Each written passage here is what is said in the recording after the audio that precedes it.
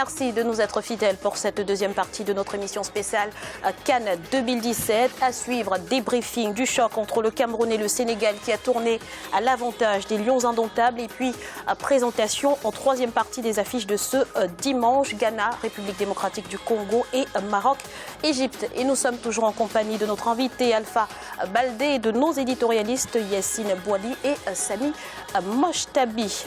Alors cette Coupe d'Afrique des Nations 2017 est un succès sur les réseaux sociaux et sachez que vos avis nous intéressent comme nous l'indique Gaël Onana. Gradiela, les téléspectateurs ont droit globalement à du beau football depuis le début de cette CAN, avec des rencontres toutes très attendues comme étaient celles des Lions indomptables et des Lions de la Teranga. Nous invitons donc les téléspectateurs à donner leur avis sur le niveau de jeu des équipes en compétition. Pour cela, ils peuvent nous envoyer leurs réactions à l'adresse can.gabon2017@africa24tv.com ou sur les réseaux sociaux avec le hashtag A24CAN2017. Merci Gaël pour toutes ces précisions. Place à présent à la deuxième affiche du jour, Cameroun-Sénégal.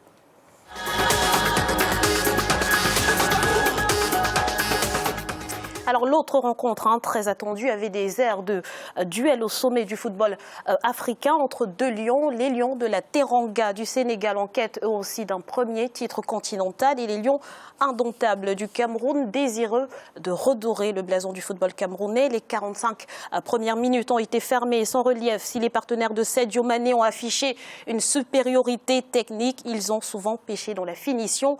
Les Lions indomptables, eux, ont souffert défensivement et manqué d'inspiration devant.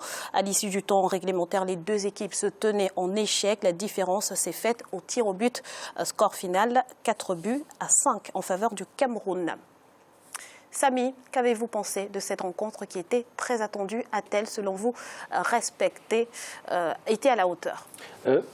Être à la hauteur, bon, au niveau de l'intensité, oui. Maintenant, j'aurais quand même aimé un petit peu plus d'envolée, un petit peu plus de spectacle. On est tombé quand même sur deux blocs défensifs. Il y a eu quelques actions de part et d'autre, mais ce n'était pas non plus le match du siècle. Ce n'était pas non plus le plus beau 0-0 qui m'était été donné de voir lors de cette CAN ou même depuis un moment. C'est plus, pour moi, ce qui rend ce match beau, c'est plus la surprise du scénario au final. C'est le fait que le Cameroun, qui n'était pas du tout attendu dans cette CAN, dans la bouche des observateurs, le Cameroun ne sortait quasiment jamais, c'est un fait.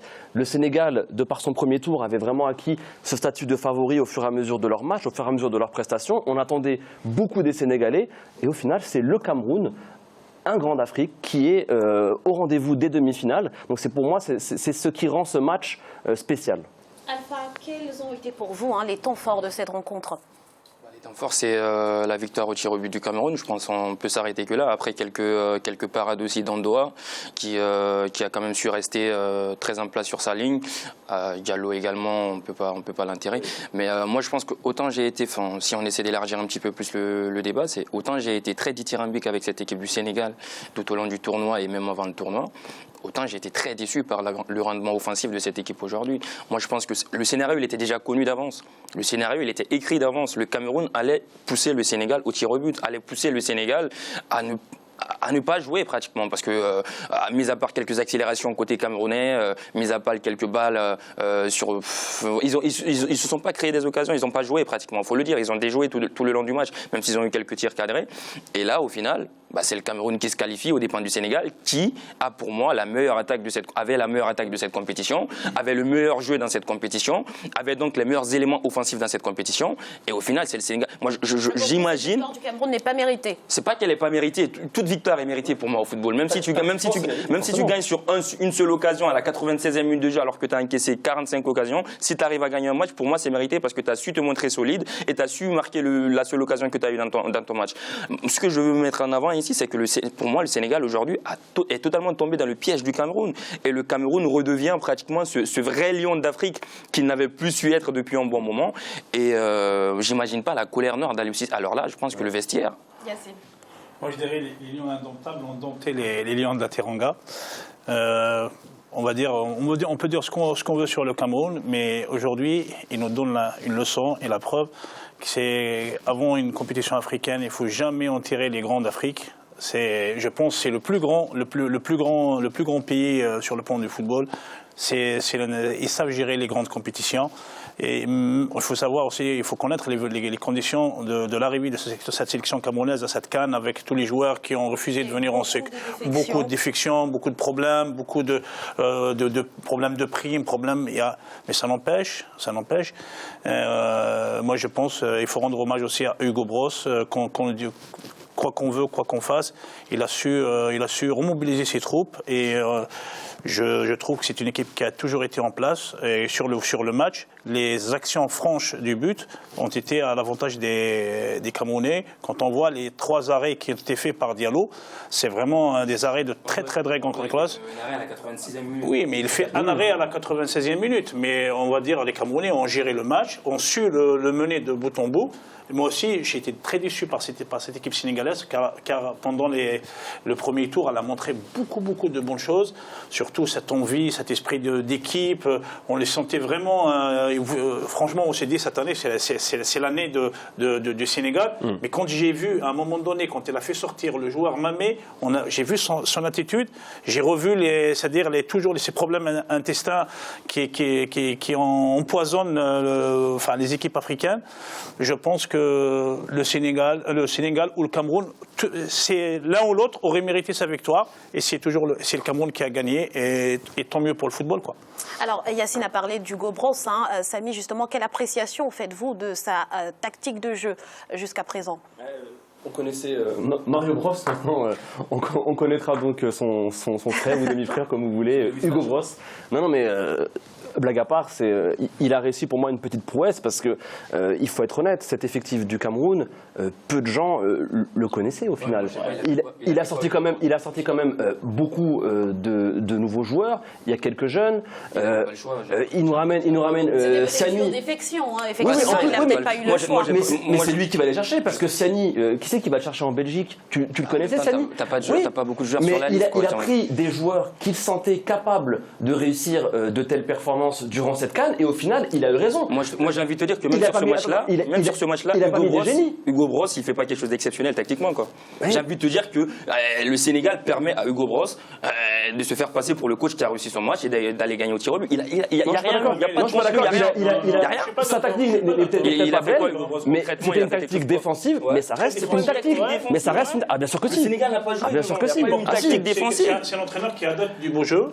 Il a compris que ses armes sont limitées, et face au Sénégal, on attend son beau jeu. Quel est le seul match que vous me sortez du Cameroun d'Hugo Bross où il y a eu un beau jeu? On n'arrête pas de dire qu'on s'emmerde à mourir avec cette équipe. Le Cameroun, il est là pour gagner la CAN. Oui, il fait ce qu'il a. Mais le Cameroun était déjà là pour se qualifier, parce que en 2015, le Cameroun, quand il vient participer à une CAN, c'est pour la gagner. Non, mais ça, c'est historiquement. On aime bien dire tout ça. Les grandes équipes africaines, quand elles viennent, oui, les grandes équipes dans chaque compétition, quand elles viennent,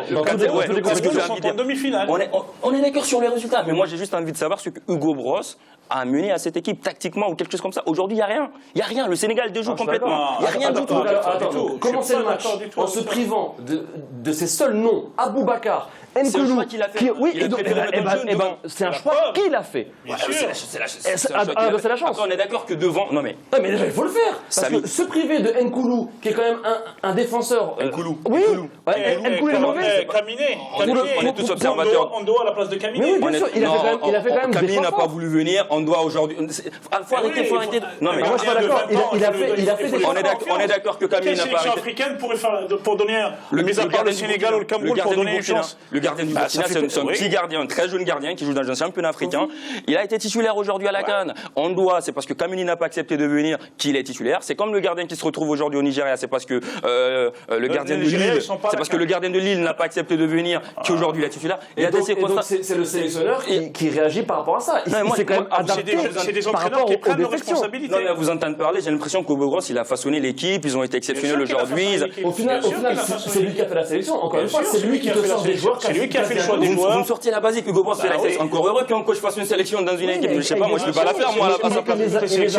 C'est pas le cas de toutes les sélections. Regardez la sélection d'Algérie. Il y a un entraîneur, mais c'est pas lui qui fait avec. C'est pas vrai. C'est pas lui qui fait l'équipe. Je suis désolé. On parle d'un joueur en particulier. Il s'agit d'Ondoa qui a été décisif lors de cette rencontre. Quelle appréciation faites-vous de ce joueur personnellement, Yacine? Franchement, là je comprendrais pourquoi il est à Barcelone, même si aujourd'hui il a été prêté à Séville, à l'équipe B, et pour avoir du temps de jeu, on comprendrait que c'est un garçon qui a énormément de talent.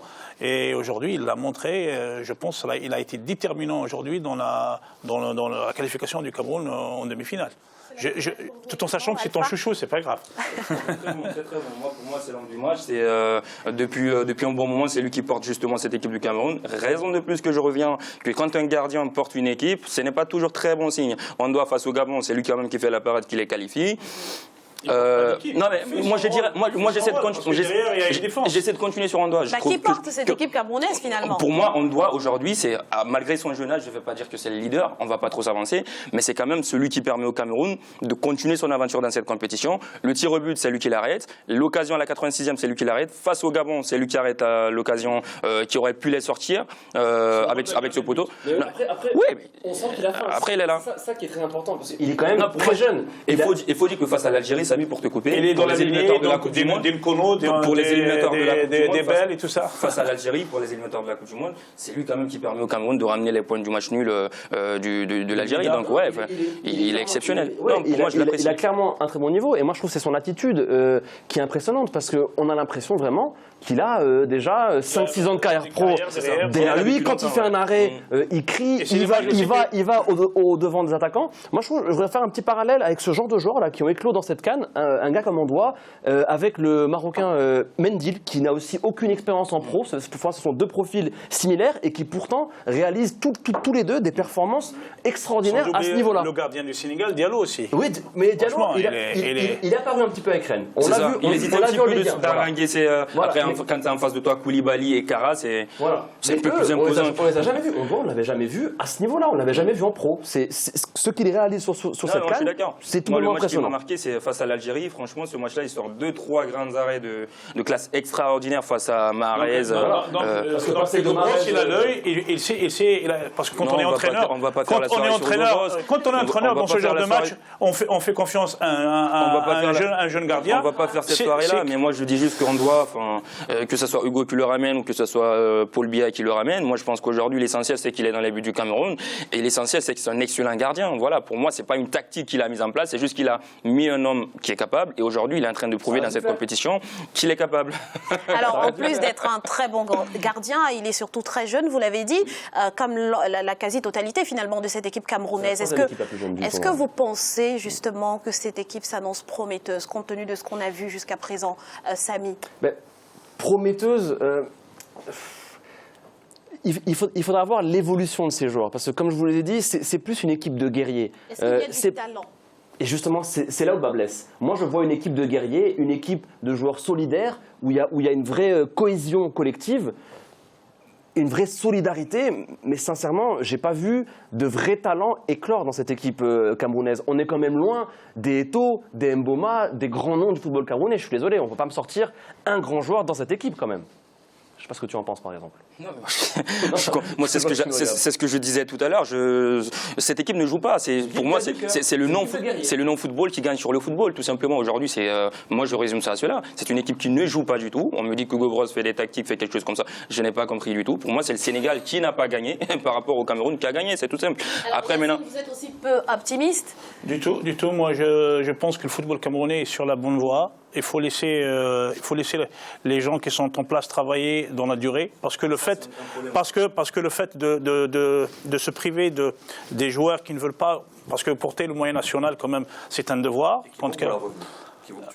Si le Cameroun va loin, ils vont vouloir revenir. Oui, justement. Est-ce que vous pensez que ces joueurs qui font défection devraient être sanctionnés? Exactement. Ils le devraient, parce qu'un joueur comme Matip, qui a que 25 ou 26 ans, lui, son cas, je pense qu'il est un peu exceptionnel. Ça fait quand même 2 ans que le mec ne veut plus de la sélection. À un moment donné, il faut lui lâcher les grappes. Oui, il ne veut plus jouer. Il dit qu'il a pris sa sélection. Mais attends, si le Cameroun vend. Non, ça fait 2 ans. Oui, mais bon. Si ça fait 2 ans que le mec. Oui, ça fait 2 ans. Mais si le Cameroun se qualifie pour 2018, tu crois pas que le petit Matip, il va. Oui, mais on va foutre la paix à tous les footballeurs. Il va jouer des CAN, mais des Coupes du Monde. C'est aux sélections africaines de se respecter. À un moment donné, qu'un joueur décide. C'est pas la première fois que ça arrive, tu le sais. À un moment donné, il y a la réglementation FIFA. Quand on convoque un joueur, doit répondre. Sinon, il risque des sanctions. On est d'accord, mais ça, on le met en mal en club. Mais à un moment donné, que les sélections africaines se respectent, si on a véritablement un programme sur le continent africain pour travailler pour nos sélections, l'Afrique qui a été grandiose dans les temps, dans les Coupes du Monde, ne s'est pas basée sur des binationaux. C'est basé pratiquement sur des joueurs qui évoluaient à domicile ou des joueurs qui ont été nés là-bas. Ça, c'est un faux problème. Non, mais ça, je suis juste en train de soit il est binational, quand il dit de jouer pour le Cameroun, il est Camerounais. Je retrace pour ceux qui nous regardent pour dire que dans l'Afrique ancienne, l'Afrique qui a fait les gloires du football, mais c'est pas seulement bâti sur des binationaux. Donc à un moment donné, si je vais pas au bout, les gens vont pas me comprendre. Je vais en venir. Donc à un moment donné, si un joueur décide, on va le laisser terminer. À un moment donné, si des joueurs ne veulent pas mouiller le maillot, ne veulent pas porter un maillot, laissons-les. Mais quand ils voudront revenir, réformons la porte. Mais pourquoi on les accepte à chaque fois qu'ils veulent revenir? Ils vont se sentir dans un poulailler. Mais c'est normal. Aujourd'hui, toi, tu veux pas te mouiller sur une pelouse à Blida, tu veux pas te mouiller sur une pelouse au Katanga ou je sais pas où. Demain, quand tu vas aller jouer en Russie sur une pelouse en billard, tu voudras revenir. Mais c'est normal, c'est humain ça. On veut tous le bonheur, on veut tous le gâteau. Mais nous, il faut plus qu'on les ouvre la porte. Pourquoi on les ouvre la porte encore quand ils reviennent? Il faut commencer par appliquer les lois, il faut les sanctionner. Après, les laisser revenir, ça c'est autre chose. Ça c'est autre chose.